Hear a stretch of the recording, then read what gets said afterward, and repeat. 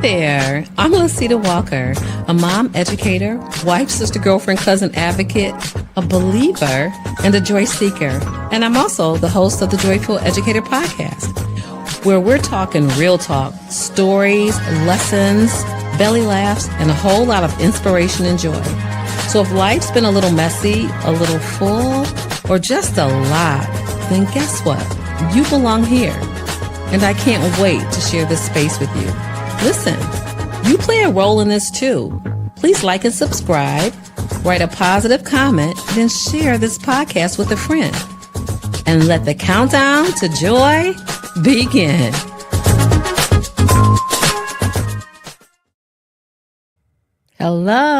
Hello, and welcome. Welcome to the Joy-Filled Educator, where purpose meets play and legacy is built with love.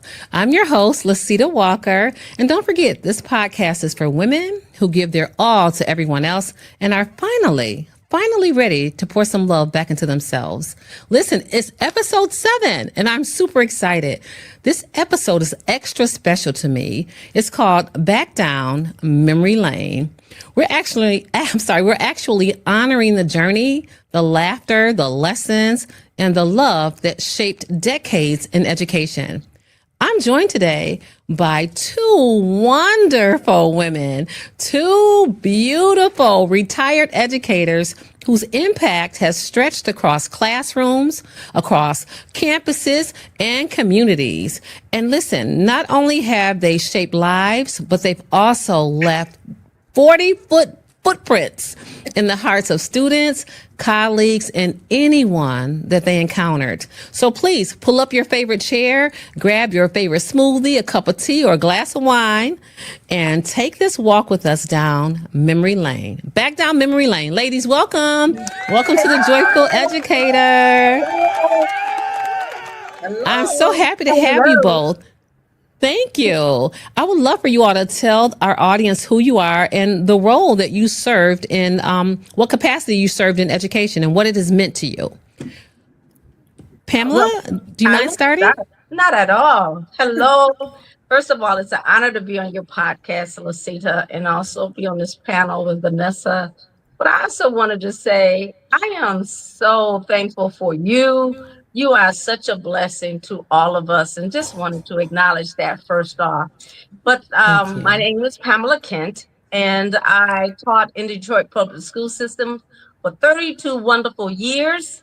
I served as a special education teacher, and I've been retired now for 9 years, and I love it. I truly do. I miss the kids, don't get me wrong, but I love retirement. I am really, really enjoying my life. 9 years? 9 years. Does it seem like 9 years, Vanessa? No, not at all. Not at all. Wow. Yes. Oh gosh, I can't wait until we get into some of these stories, Pam. I know you had some wonderful stories, and I'm just excited for our audience to just hear your stories and to hear your journeys. Yes. Okay, Vanessa, it's your turn. Okay, good afternoon, everyone. And I want to ditto what Pam said. Lacetia, I am so proud of you, and just being here, it's an honor. So yes, thank you. Thank you for reaching out. Thank you. I am Vanessa Dawson, known throughout Detroit public schools probably as Mama Dawson, but that's a whole nother story. That's a different show. So I came to education after leaving a career in computer science, because it was always something like missing, felt like something was missing.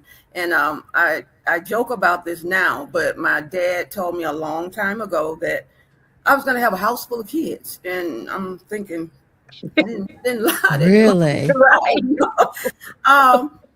And I think it was based on the fact that when I would come home from college, the little kids would come around and find me, and we'd go places and buy things, and I'd be the teacher, and and teaching was the farthest thing from my mind at the time, because I was a network analyst. But anyway, it was always something missing. I made pretty good money at that time and traveled, and it was just amazing, but something was missing for me.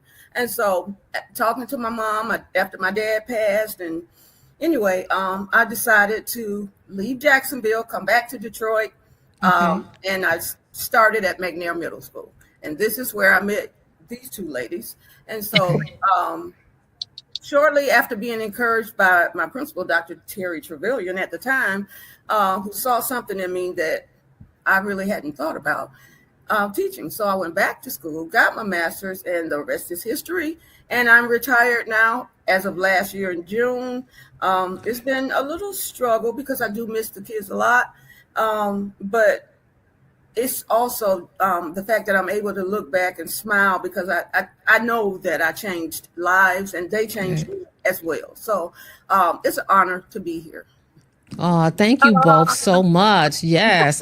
And how long have you been retired, Vanessa? Since June of last year. Okay. Mm-hmm. So almost a year, 9 years, and then not quite a year. Oh, just a year. A year. Okay. Very good. Listen, you both represent such a powerful legacy, decades of dedication and love, into education. So today we're going to share two types of memories, one that kind of warms your heart and one that still makes you laugh and shake your head to this day. Okay. Those are the two types of memories we're going to share. Okay. All right. So think about it. I know you all have so many. We went through so much stuff. I'm telling you, good, bad, and ugly. All of it. We encounter all of it. It just makes me smile as I think about it. Think about some of the stories. Yeah. So let's start with the moments that made you all fall in love with this profession all over again. Those memories that remind you of why you said yes to education. And Pam, I'm going to ask you to start out for us. Okay. Well, the one that stands out the most to me is when I had an encounter with a student that struggled with reading. And I mean, she hated it. And unfortunately, that was part of the curriculum. So there was no getting around it. But she also had a love for basketball. I understood it. I respected it. But I had to get her to understand that you needed to still get good grades in school, and reading was one of those curriculums that you had to master. So it was a struggle until one day I just decided to sit down and have a one-on-one conversation with her about the importance of reading. And when I drew that relevance into what she wanted to pursue, which was basketball, it made so much sense to her. And I simply told her, sweetheart, you will be famous. I truly believe that you would, but I need you to learn how to read. I need you to be able to read that contract that they're going to put in front of you. And that was like one of those light bulb moments for her. And after that, I had no problem with her when it was time for reading. So that was just something I will never, ever forget. But I had to relate that to her and what she was trying to pursue and what she wanted to do. I learned the word of relevance. It had to be relevant to her. It had to have purpose. Yeah. And after that point, she was just fine, and she learned how to read. What? So, wonderful. Pat myself on the back for that. Yeah, we patting you too. Absolutely. Right. That is excellent. And that's the truth. Vanessa, do you see it? When you make the learning relevant to what they want to do or what's happening in their community or in our community, when you make it relevant, then kids are, Pam. That's a great story. Yeah. Thank you. Yeah. Great. Oh, looks like we have another person that just popped in on us. We have a surprise guest. She's out on the West Coast and had her time a little confused, but she made it. This is Dr. Terry L. Truvillion. The one and only. The one and only. The one and only. Dr. T, we're so glad that you were able to join us. And we just did a brief introduction. Can you give us a brief introduction and then we'll jump back to Vanessa? Okay, well, just Terry Truvillion coming in. Like you say, I'm out here in Arizona and lost the time. I got crooked. I kept thinking in my mind 6 o'clock and not thinking that's really 3 o'clock where you are, or vice versa. 3 o'clock where I am, 6 o'clock where you are. But this is my 46th year in education, actively in education. I left Detroit. I retired from Detroit 10 years ago and came out here. I've been teaching because I didn't want to do administration anymore. So I've been teaching math out here for about 10 years. And it's been okay because my whole family is out here. So that's what I've come out here to do. All right. Once an educator, always an educator, okay? Oh, yeah. The brightest and best. The brightest and best. And Dr. T didn't say it, but we're going to also say she served as an administrator, a principal. She was a superintendent. She did all kinds of wonderful things and have impacted children near and far. And so we'll get back to Dr. T telling us her why education is important and special to her. Vanessa, can we jump to you? Okay. So I think we're talking about memorable moments, or yeah. Okay. So I'll go back to my days at Paul Robeson. When I started teaching there, they put me in a 4th grade class and teaching ELA. But it was about 42, 43 children in that class. And wow. Just from the beginning of the school year to October, which is when I came in, was that 2 months, they had ran away 4 teachers. 4 teachers? 4 teachers. Wow. So I loved the school, though. When I first got there, and as they were giving me a tour, we went into the cafeteria. It was early. And if you know anything about an African-centered school, they're big on Harambe and affirmations in the morning. And that's what they were doing. And when I watched them in action, I'm like, oh, my God, this is where I want to be. And so I knew at that point, I'm staying. Okay. So, and talking to the kids and trying to get to know them, it was difficult. I will admit it was very difficult. But I knew that I wasn't going anywhere. So learning my teaching style was a little bit different for some of them and for some of the parents also, because I didn't back down. But at the same time, I showed them love. I always talked to them. I made things, I brought things to life because I talked to them a lot about my experiences. And so as chance would have it, a month before I retired, I got an email from one of those students. And that's 15, 16 years later or something. Wow. I got an email from him. And if you don't mind, I got it right here. Yeah, please share that with us really quickly. Okay. And then, that would be great to hear that. Okay. So he said, I think, let me let Dr. T know she looking good right there, Dr. T. You looking good. I was wondering, I'm trying to arrange because I'm in the car. Yeah. So I'm trying to where's the best light? oh, Not there. Oh, it's right here. So this is Right there. there. Yeah, that looks good. We help each other. We're sisters, honey. We look out for one another, okay? Fix my And you're looking problem. gorgeous. You're looking gorgeous. Yes. And we so appreciate that you took time out to just jump in. Oh, wait, what happened? She'll come back in a second. Okay, Vanessa, you ready for the letter? So it says, hi, Miss Dawson. I hope all has been well with you and yours. I just wanted to take time to update you on my educational journey towards my future career in medicine. This past May, I received my master's in microbiology and immunology at Tulane University, graduating with a 3.8 grade point average. And then he goes on to say, growing up, you were always one of my biggest motivators, and you always told me that you saw potential in me. I want you to know that you have always been my favorite teacher and that I take pride in showing you the man I have become. Thank you so much for everything you did for me. But my journey isn't over yet. So I hope you can be patient with me and bear witness to the waves that I will create in the future. And that came a month before I retired. But That's amazing. It warmed my heart so much. Yeah. And I was kind of hesitating about retiring. I hadn't spoke to my students at Paul Robeson at the time, and they all thought I was coming back. I had bounced it around, but I kept telling them, oh, no, I'll be back.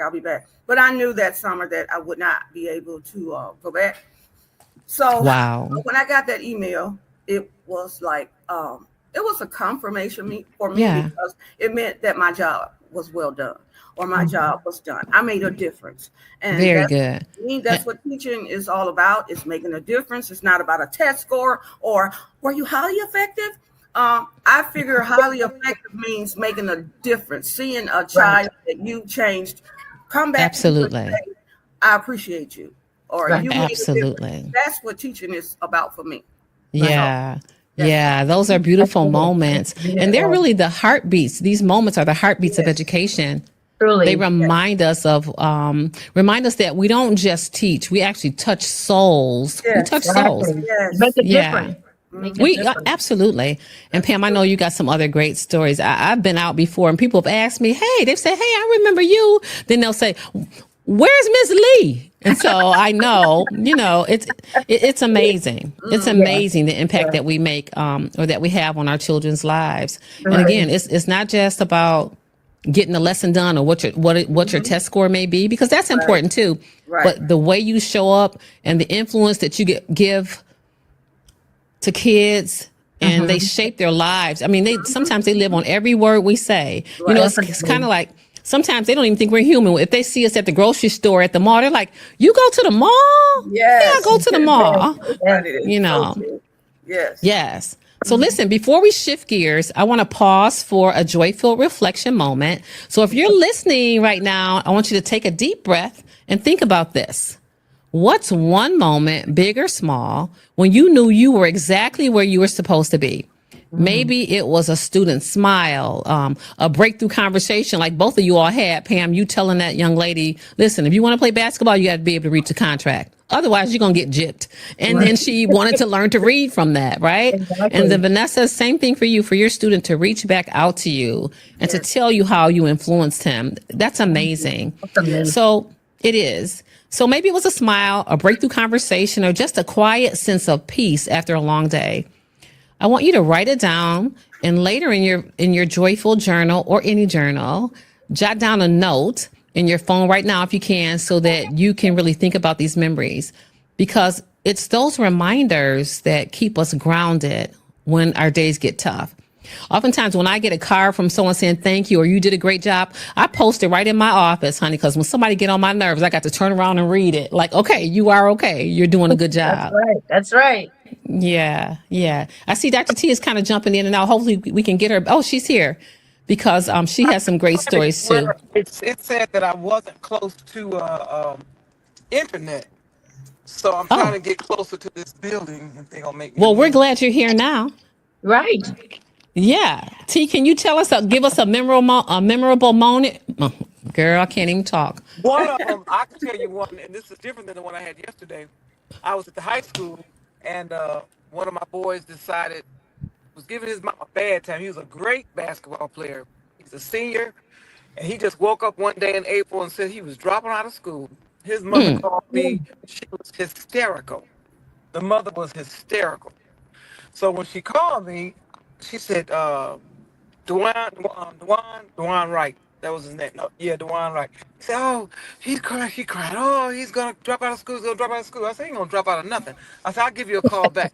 That's right. I think I remember Mr. Babbitt. Mr. Babbitt was with me. So I waited. I was the principal of Henry Ford, so I had to get the school together. I said, I'm going to go get him. I left the school, went to his house. So Mr. Babbitt was with me. So, Mr. Babbitt he's not a black man, so he don't understand. Dr. T, let's hold your pause right there. Dr. T, keep your face in the front so we can hear you on the microphone. People are waiting on these stories. Now, come on. Now, Mr. Babbitt, the gym teacher from Canada, and what did you just say about Mr. Babbitt? Well, he's not black. So he's a good-looking white guy. So he don't know that we use the side door in Detroit. We don't come to people's front door, especially if they got plastic on their couch and stuff at the front. Right. They don't utilize the living room. So I knocked real nice on the front door, knock, and nobody answered. I went to the side door, so that side door, that screen door, and you just make a lot of noise. Yeah. I hit that door, bam, bam, bam, bam, bam. Boy, Mr. Babbitt's eyes got big. Dwan come downstairs. I said, let me tell you something. I said, your mother just called me and told me something about you dropping out of school. I said, you got till 12:32. It was about 20 minutes to be your tail in that building, or I'm going to come back here and drag you to school. Oh, wow. Honey, Yeah. 12:32 came. Here he comes sliding in the door. That baby went on to be a great basketball player overseas. And I Oh, stay in wow. touch with him. I stay in Wow. touch with him on the radio. I mean, on the phone and on the Facebook and all that kind of stuff. And every Yeah. time I talk to him, I say, "Aren't you glad I came to your house and knocked on your door and drug you out of there?" And he just say, "Yeah, doctor, yeah," because he went on to make a whole lot of money and play over in Europe, and he's That is married, awesome. got a couple of cute little kids down in Florida now, and so Okay. that's one of my stories I love to tell. That's Oh my awesome. goodness. That Wonderful. is wonderful. Isn't that Wow. wonderful, y'all? That is Yes.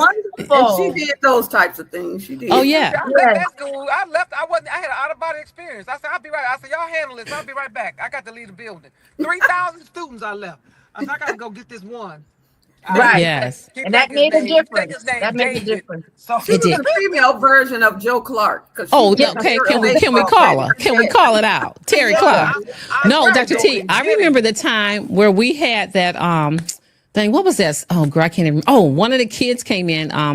A single mom. I don't remember which student. It was a single mom raising a one of the boys, and they were in your office talking about whatever. The mother was very upset. The mother left, and then you asked the kid, "Where's your daddy? Where does he live?" And he said, "Well, my mom and dad, they don't talk." You said, where your daddy live? You got his phone number? He said, he in Chicago. You called the daddy in Chicago and said, "Listen, you got to see about your son." And honey, I don't remember what student that was, but I remember you getting that daddy's phone number. The mama hadn't talked to him in 4 years. You called the daddy on the phone. You said, you got to show up for your son. That was And Nuke. it, you That know, was and that Nuke's relationship was, brother. yeah, Remember you did. Andrew Blaylock? That was Nuke's brother. He was Okay. cutting up, and I drug him down there, and I said, "Get your daddy on the telephone. What's his number, doggone? I'm gonna call him." Yeah. I hadn't even asked the mama. Then I thought about it. I said, "Oh, Lord, I'm going to be in trouble." I said, Yeah. I called the daddy, put him on the telephone, said, "Talk to your son right now. That's And right. make sure he get Yes. himself together." I said, "I'm not playing with him." Then I had to go back to the mama and say, "Please forgive me." She said, "No, it was all Yeah. right." She said, "It's Yeah. all right." And Because Making I a was difference. scared when you were doing it. I was like, "Oh Lord, she calling the boy daddy. Oh my, oh, he was oh Lord, the pleased. daddy and the mama don't talk. Dr. T about to call the boy daddy." And So the it sad was really thing, good. the sad thing about 5 years later, Andrew got killed. And Oh. Wow. I went to the funeral over there Okay. off of Mac, and when I walked up, the dad had been drinking a little bit because they was I mean all his kids, their names start with an A, and so when I walked up, he was screaming, "Oh, here's my teacher. She called, let my baby talk to me on the phone." Wow. It was so sad. And I was Oh. Yeah. like, "Oh," she said, "Yeah, I ain't gonna never forget you. I got a chance to talk to Andrew on the phone." I was like, Yeah. "Yeah." And Yeah. so those things happen, and where we lived and where we worked is where those things were happening. And we every day Absolutely. it was something we had to be ready every day. Every day we Absolutely. had to have our armor on, stay prayed up, baby, and be ready to support one another because anything could break out. But it was the best experience of my whole career. All of Of us my working together. whole Of career. my Exactly. whole Oh, career. Entire that's the Yeah. career. best time, Yep. absolute Okay. best time. Very Yep. good. So, okay, let's lighten it up a little bit because we all know, again, teaching comes with some of those you can't make this stuff up moment. Who's brave enough to start that? If you all think about Abbott Elementary, if you watch that, honey child, we can make our own show. Okay, we can make our own show. I got a little funny one for you. Okay. Okay. One of the things we did, you all know, was during Thanksgiving, we fed the homeless. We had Ford Motor Company, I think out here, Oakwood Boulevard or whatever, Dearborn, were our business partner. So anyway, the program was going on, everything was going on, but I had to leave out. And when I came back, there was nowhere for me to park. So I parked in the back where the dumpsters were. I'm driving my new car at the time. So I pulled up and I'm parked right in front of the dumpster. And as I'm about to get out of the car, I'm getting out. I see, I think it was three little heads pop up out of the dumpster. And I'm looking like, what the heck? And I get to fussing and I don't even remember all the things I was saying because I was fussing so bad. I was just so mad. And all I could think about was they're going to throw something at my car. They're going to, Yeah. little boy reached down. One of them reached down and came back and said, "This is where we play at." I don't want to really do this, but I'm going to do it. And he gave me the finger. And I'm just standing there in shock, like, what in the world? And, it dawned on me. And then I kind of backed up from it. And I kind of tried to make it a little bit lighter. Yeah. But at the same time, I said, I'm worried about you. You're going to get hurt and, whatever. But that probably was where they played at. Yeah. Yeah. Yeah. What part? Well, I mean, I don't know where they would have gone, but I don't know what kind of playing they were doing in that dumpster. Right. Up in there, and that's where they said they played it. And so wow, that was an eye-opening moment for me right there. Yes. Pam, what about you? Well, my moment happened when, I believed in having snacks during class, during instruction. So the gremlin wouldn't come out. So the gremlin didn't come out.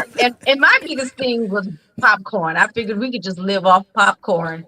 Until one day I had a student that came in with this extra large book bag and immediately pulling me into the classroom and emptying this book bag, and it's filled with all kinds of snacks. And she says to me, well, will this last us a week? And I'm thinking, you are my child. You got my child. So we feasted off of those snacks for a whole week. We had a little variety instead of just popcorn. Instead of just popcorn. I guess she took the snacks from her mom's house or whatever. She got into that pantry. I'm taking this to school. I didn't even want to know, okay? I didn't want to know. I didn't call home to ask if things were missing from the cupboard or anything. We just ate well. We ate well that week. Wow. T, give us a funny one. Okay, this is funny. I didn't tell this one yesterday. I just thought I was trying to think of something. This happened with, let me think now. I guess I can say his name. Maybe I shouldn't say. Don't say his name. To protect the live. Right. No name. But it was a man, and he was one of my assistant principals, and so he had his way with the women, all the mamas, anything that was female. And sometimes if I had an issue with a woman, that didn't want to deal with me, he would always soften the blow and he could deal with it. Well, apparently he dealt with a couple too many. And so I'm sitting at my desk, and two of his, they both thought he was girlfriend. Mm-hmm. So I said, okay. So little Tracy, she was also one of the assistant principals. She come running in my office. Now the funny part was I had my shoes off under the desk. Mm-hmm. So when she came running, Dr. T, so-and-so and so-and-so is up here to see Mr. So-and-so. I said, ooh, I couldn't get my shoes off. I couldn't get down there fast enough. These women got up to the second floor. They cussed this man out something terrible. Wow. I was cracking up. I said, now there you go. Being Mr. Debonair, Mr. Sugar Daddy running around. And I told him, don't you say a word. Don't you say nothing. He wanted to say something back. Oh, one was in Spanish and the other one was in English. They cussed him out something terrible. I said, don't you say anything, because as long as you don't say anything, I can make them never come back to the building, because they can't come in the building cussing and cutting up like this off and down the hall. They cut up some kind of terrible. And I got so tickled with him. I said, okay, now I can keep both of them out of the building, and you do your own work. They can't come in here and help you do nothing. They was coming to help him do all type of stuff. But the funny thing was me trying to get my shoes on so I could get out there, trying to get to the door before they did. Couldn't get to the door before they did. And the next time they jack him up. Up on the second floor, ready to fight. Oh, it was funny. Wow. Nobody got hurt. Wow. It was all right. But it was funny because I wasn't expecting that. You expect the kids to cut up. You expect the grown-ups to come in there cut exactly. up. Exactly. But except for the one mother that walked in, real quick, one mother, she walked in, and I think she had been drunk. She came in and she hit the counter. I'm in my office, and Karen, all my secretaries out there in the front. She hit the and she said, I want to talk to Dr. Kevorkian. I said, ooh, Dr. Kevorkian. I looked at my secretary. They looked at me. I said, I think she's talking about me, y'all. I think something was on the radio, something was on the TV earlier about Dr. Kevorkian. And so that's all she remembered. When she got up there, she was like, I need to talk to Dr. Kevorkian. I said, okay, I think she's talking about me. So I went on out there and talked to her. That is hilarious. Oh, we have I love it.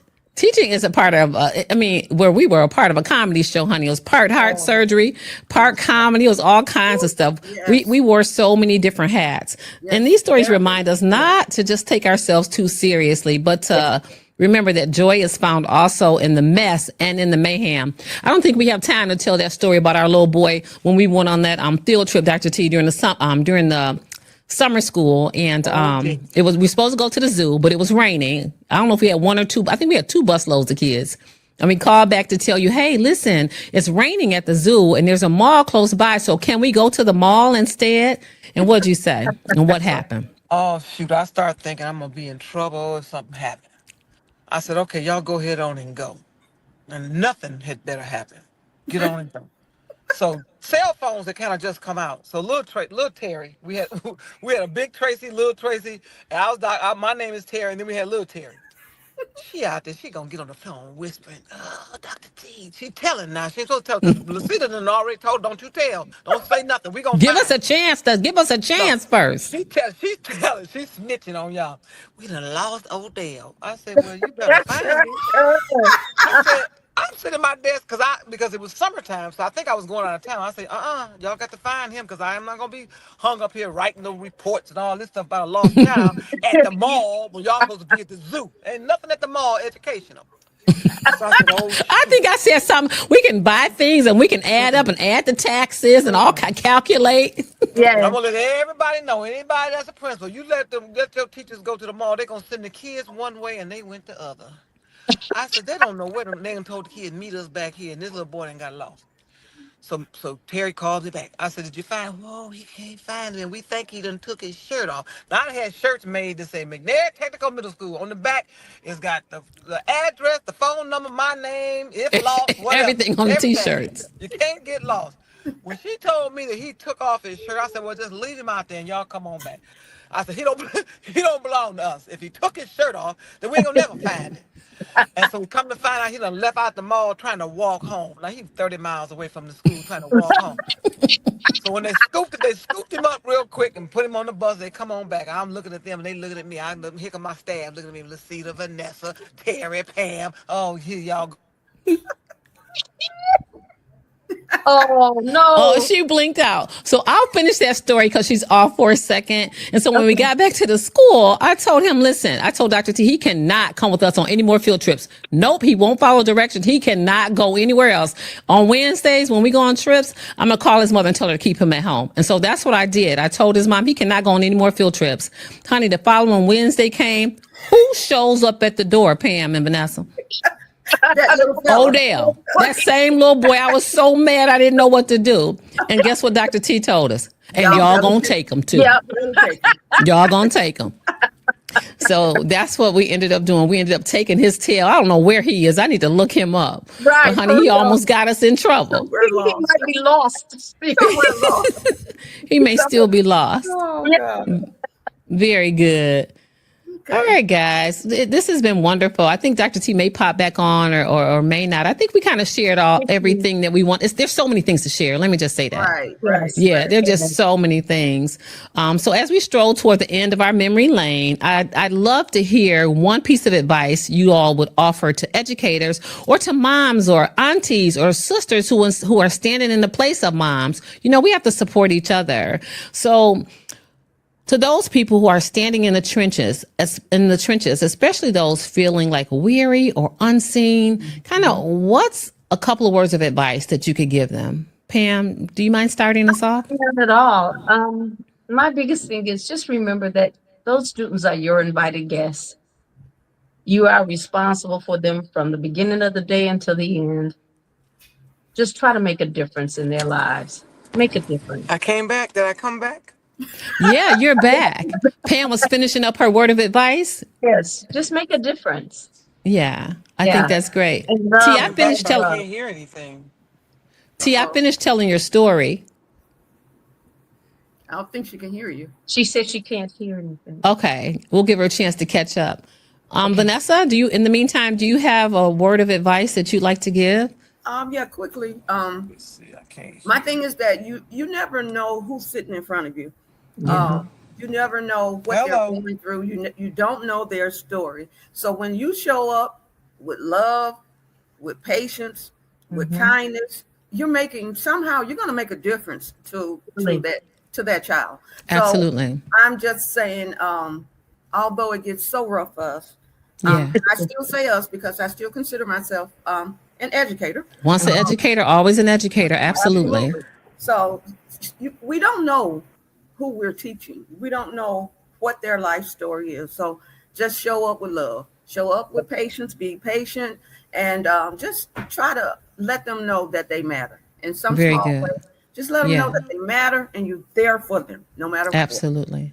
Yeah, and it doesn't matter how old they get either. I'm just going to throw this in. I remember being at the at Metro Airport one day, and one of the guys, I don't know, a young man came up and said, "Miss Walker." I said, "Hey," he said, "Miss Walker, you remember me?" I kind of remembered him, but not quite, because he's probably in his 30s now. And I was like, "Oh, baby, yeah." And it's like, he told me some good stuff about myself and how he enjoyed my class and this, that, and the other. And he said, "Can I take a picture?" I was like, "Absolutely, let's take a picture, and I can send it to Miss Dawson, to Miss Lee, to Dr. T, and everybody." And girl, we took the picture, and I was just so happy to see him because he was doing well. And I was telling John, "Hey, listen, I ran into one of our babies." It was like, "Babies who?" And I showed him the picture of the kid. He said, "That's a grown man. Quit calling these kids babies. They ain't babies no more. They grown men." And they probably liked y'all in school anyway. So it is, we change lives. I still remember many kids that have come up to me as adults saying, "Remember, I was in your fashion show," or "Remember, we were at the lock-in." You all remember the lock-in? Yes. We stayed the night in that school with our kids, honey. And I mean, it was a trip. We would stay the night in the school. It was just amazing. And I think that we gave them a lot of different experiences that they would not have had otherwise. Yes, absolutely. Truly. Yeah. And a lot of our kids had not really left like a 1 mile radius of where the school was, right? Absolutely. Yeah. Absolutely. Yes. Yeah. I know kids went to, Vanessa, we took kids to Florida, to the amusement park. They earned it. Bernie Mills, Six Flags. Yeah. Over to Mexico, Canada. Canada. Yeah. Yes. To see the Lion King. Yes. Yep. To Mexico. Yeah. Right. How about this? My sixth graders also went to meet Ruby Bridges in Dearborn several years ago. Really? Yeah. Take a second and tell us about it. Oh, I don't know where I saw it at, but I saw that she was going to be there. So I went to the principal and I cleared the case. And then what I did was, Dr. T, you remember the picture? You had the picture, and you asked me who was that little girl. The little girl with her book bag going into the school, and the police were standing there blocking her. That was Ruby Bridges. And so, anyway, when I asked him and I told him the story, and we did some work reading up about her. Did he know who Ruby Bridges was, Vanessa? I think he did. Okay. He's an African-centered guy, so I think he did. If he didn't, he didn't let it show.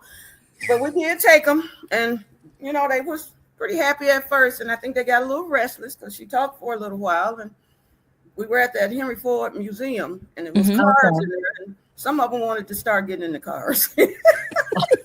In the cars at the museum? Yes. Wow. It was time to go. It was time to go at that point, but they did get to meet Ruby Bridges.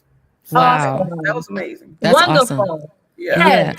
Remember, we would walk the 8th graders up to the skating rink. Yeah. Remember, we would leave the school.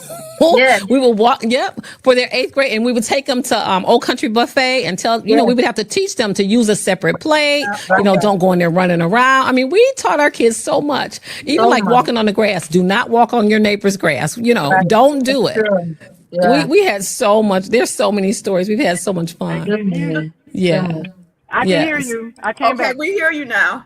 Okay, I finished the story about Odell, Dr. T. And Vanessa, you talked about Thanksgiving at the school. Nobody had been doing Thanksgiving at no school before, honey. No. Dr. T had us doing all kinds of stuff, and we had her doing all kinds of stuff. Yeah. And she would get money for us, too. Oh, yeah, we had sponsors. I had a big old thing made with, we had about 40 or 50 sponsors. People would give us money. We would give away turkeys. Computers. Yes. We gave away turkeys before Thanksgiving, and then on Thanksgiving we had turkeys there, and people were coming off the street. One day I got in touch with Mason and company on the radio, and I said, "We over here giving away." People were coming up the expressway, coming to our school to pick up turkeys. They didn't even need them; they just knew we were giving away turkeys, and they came to the school. I think the most we ever gave was 177 turkeys right before Thanksgiving. Wow, and we had all kinds of kids. I think initially we went to 9th grade, and I remember that one 9th grader. Remember, he was driving a car and parking in the Booger, his name Larry. Yeah. Larry goes, I told him. He said, "Dr. T, I can't." He's like, "I cannot go to high school. I can't." I said, "You almost 18 years old. What you mean you can't go to high school?" I said, I can't have no problem out of you, none. He said, okay, you ain't gonna have no problem out of me. I said, okay. Not until the last days of school. He driving to school now. In middle school. So I look up, and he out there playing with somebody, and a daddy comes busted in the building trying to get bad with me. So he's trying to get bad with me because his son had jumped on the back of the car and scraped his arm, fell off the car while Larry was driving and scraped his arm. So the secretary, so Karen called me. She called me here. Oh, Dr. T, get to the office. So you could tell something was wrong. All my boys showed up at the office. They was all lined up like Malcolm X was lined up out in the street with his guys. Yes. They all like, Dr. T, what you need anything? Pam talking about yes. Daddy comes in, he's fucking, he, what the F, you said, what the hell, he driving a car to school. So I'm standing there. I say, well, what the heck is your son doing jumping on the back of a moving car? I said, Wow. Your son jumping on moving cars, you teaching that at your house? I said, Larry driving because Larry got license. We gotta look up Larry when we finish. Booger got license. He can drive. I'm just trying to figure out what makes your son think he can jump on the back of a moving car and he's not gonna get hurt doing that because they were playing.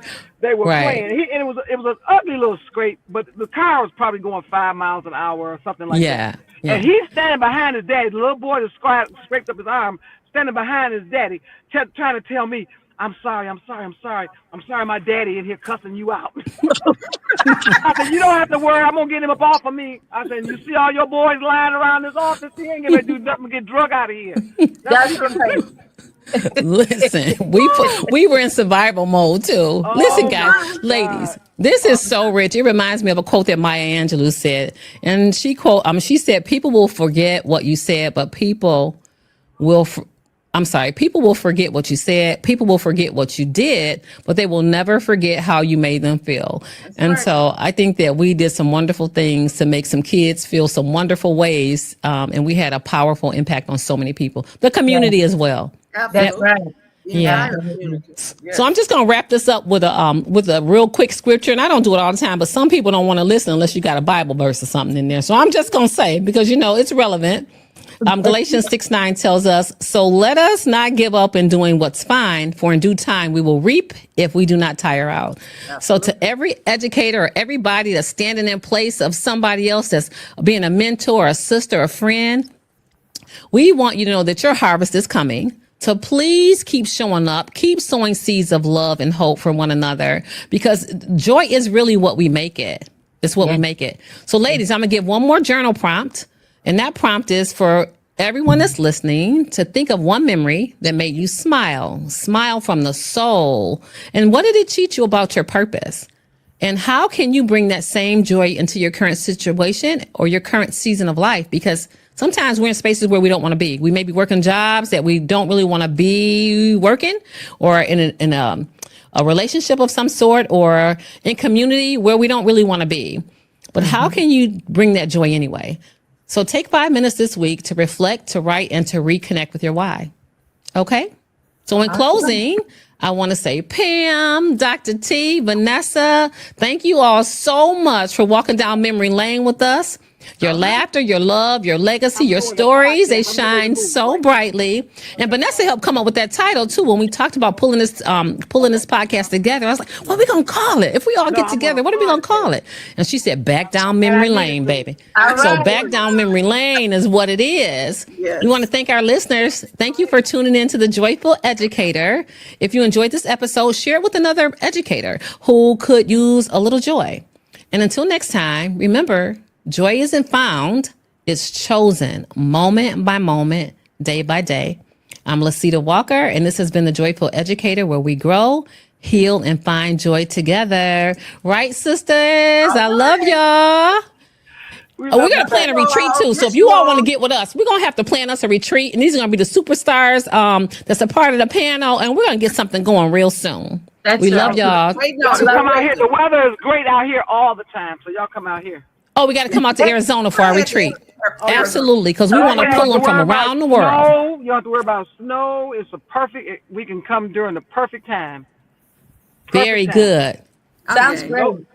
No we love winter, y'all. No winter.